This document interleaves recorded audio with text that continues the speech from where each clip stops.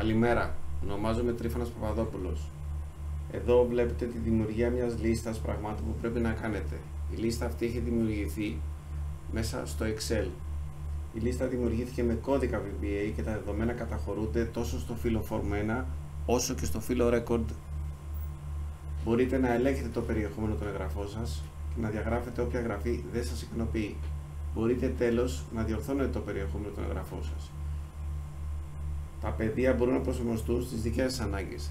Δείτε λίγο όμως πώς λειτουργεί.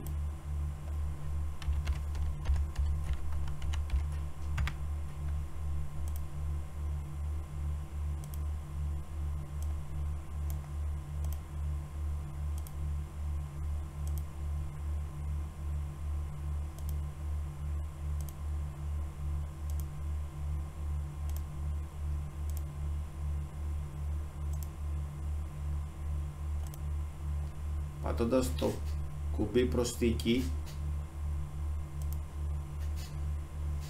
πριν πατήσουμε το κουμπί προσθήκη πρέπει να πατήσουμε και ποιος θα το κάνει.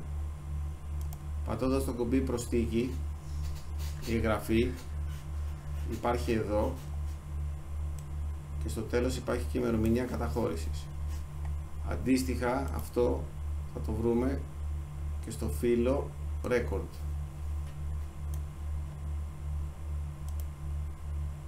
Ας κάνουμε και μια δεύτερη εγγραφή.